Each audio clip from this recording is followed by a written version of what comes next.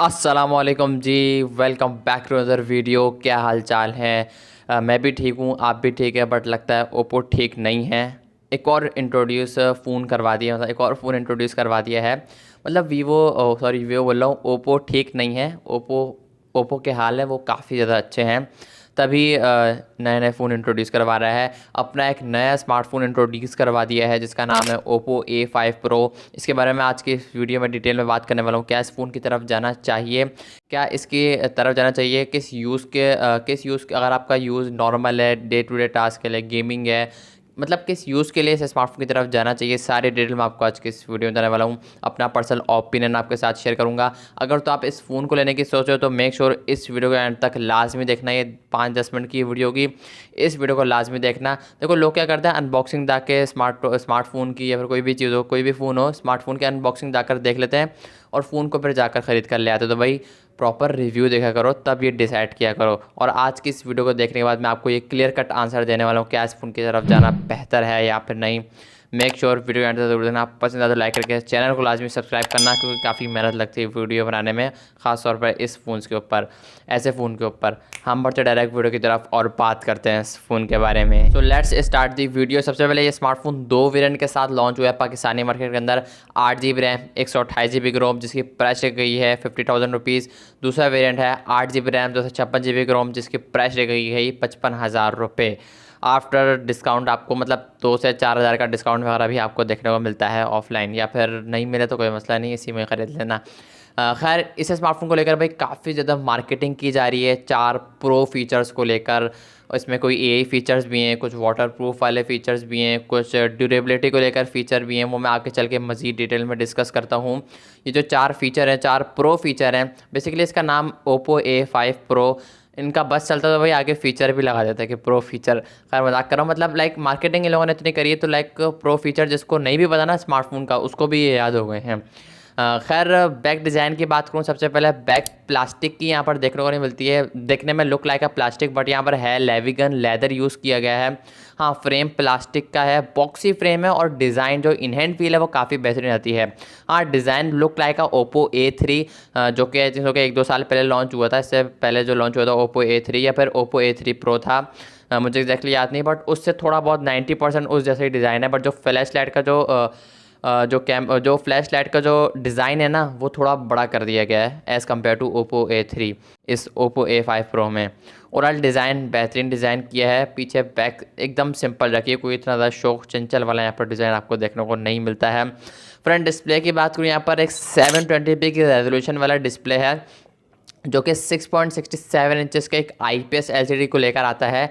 हाँ, यहाँ पर 90 हर्ट्ज़ का रिफ्रेश रेट है। फ्रंट से ये स्मार्टफोन फ्रंट के बैक से भी ड्यूरेबल है, बिकॉज फ्रंट पे यहाँ पर गोरिल्ला ग्लास 7i की प्रोटेक्शन देखने को मिलती है। और भाई लिटरली जितना भी इस फ़ोन को फेंक लो ना, ये फ़ोन भाई कहीं से भी नहीं टूटने वाला, ये मैं गारंटी देता हूँ। बट जानबूझ कर तोड़ने की कोशिश नहीं करना।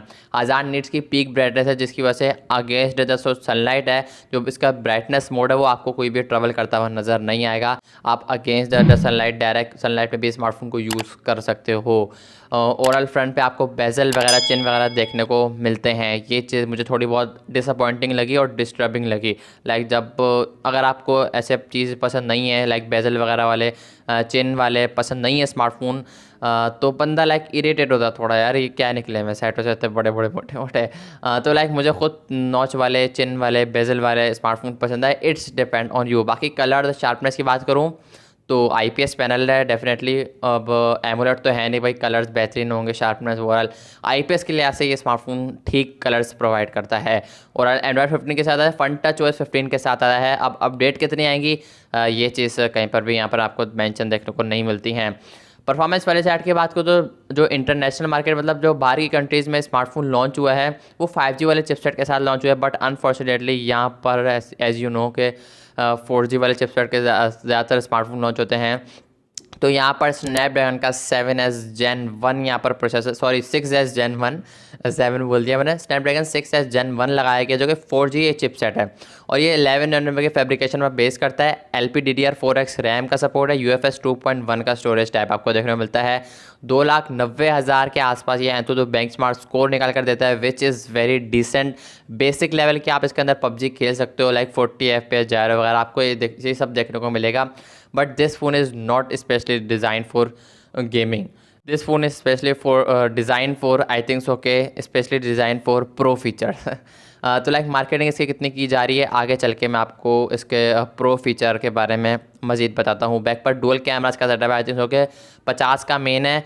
कलर शार्पनेस वगैरह काफ़ी ठीक ठाक है, अगर मैं प्राइस से कंपेयर करूँ तो ओवरऑल काफ़ी सारी चीज़ें बेहतर निकल कर आती हैं। मैं इतनी डिटेल में नहीं जाऊँगा, कैमरास के अंदर भी इतनी डिटेल में नहीं जाऊँगा। फ्रंट पे 8 मेगापिक्सल की सेल्फी है, 1080 30 60 FPS का मैक्सिमम शूट कर पाओगे। अब मैं इसलिए नहीं जा रहा हूँ क्योंकि प्रो फीचर्स को मैंने ज़्यादा लाइक जिस तरह ये लोग मार्केटिंग कर रहे हैं कि आप प्रो फीचर उस तरह काम करते हैं या फिर नहीं करते। सबसे पहला जो AI फीचर है, सॉरी AI प्रो फीचर है, वो AI फीचर्स के अंदर डाले हैं। AI इन्हेंसर है, मतलब अगर आपकी वीडियो थोड़ी अच्छी नहीं आई है तो आप इसको इन्हेंस कर सकते हो। AI स्टूडियो का सपोर्ट देखने को मिलता है, AI रिफ्लेक्शन का सपोर्ट देखने को मिलता है, मीन्स के पीछे या फिर आपके फेस पर कोई रिफ्लेक्शन आ गया तो आप उसको मिटा सकते हो।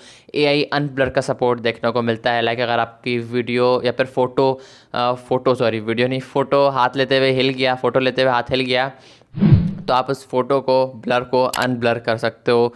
ये चीज़ भाई मुझे पर्सनली काफ़ी पसंद है क्योंकि मैं खुद थर्ड पार्टी एप्लीकेशन को डाउनलोड करके अगर तो ब्लर हो जाती है वीडियो तो उसको अनब्लर कर रहा होता हूँ।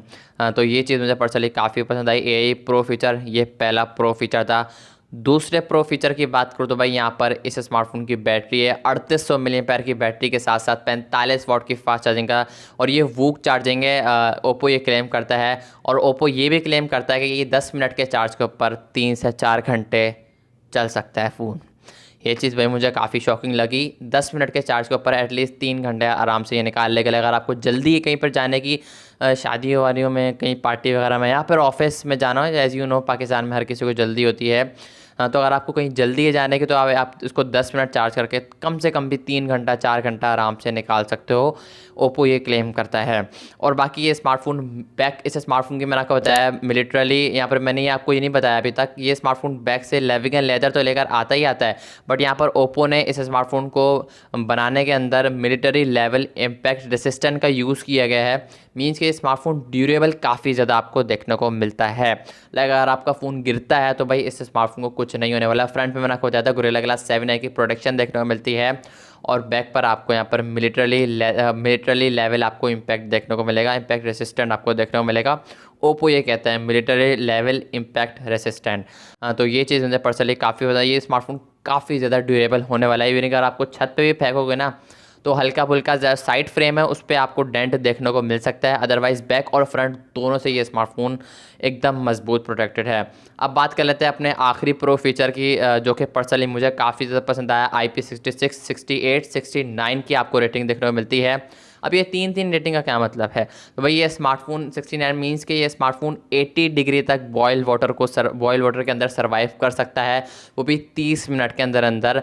अगर आप गर्म पानी है तो आप इसके अंदर डाल सकते हो इस स्मार्टफोन को, और इस स्मार्टफोन को कुछ नहीं होने वाला, बट शर्त ये है कि 80 डिग्री तक गर्म होना चाहिए, इससे ज़्यादा गर्म नहीं हो, नहीं तो प्रोग्राम कुछ ज़्यादा ही बढ़ जाएगा। और अगर मैं देखूँ 50,000 से 55,000 की प्राइस सेगमेंट के हिसाब से ये जो 4 प्रो फीचर है ये मुझे पर्सनली काफ़ी पसंद आए। एक तो ये 10 मिनट के चार्ज पर 4 घंटे आराम से निकालेगा, 3 से 4 घंटे, और ये पानी के अंदर आप डालकर वीडियोग्राफी, फोटोग्राफी और ये बॉयल वाटर को भी सर्वाइव कर सकता है। शर्त ये कि 80 डिग्री तक गर्म होना चाहिए स्मार्टफोन नहीं, वाटर, इससे ज़्यादा ना हो, नहीं तो प्रोग्राम बहुत ज़्यादा बढ़ जाएगा। ओवरऑल अगर देखा जाए तो भाई ये स्मार्टफोन मुझे पर्सनली काफ़ी ज़्यादा पसंद आया, बट इस स्मार्टफोन की जो प्राइस है 50,000 है। यहाँ पर एक IPS LCD panel with 720p की रेजोल्यूशन, ये कुछ चीज़ें जो कि जस्टिफाई नहीं करती हैं, और यहाँ पर कैमरास के अंदर भी इतना अच्छा ये स्मार्टफोन परफॉर्म करता हुआ नज़र नहीं आया है, और ज़्यादा चीज़ों के बेटर हो सकता था।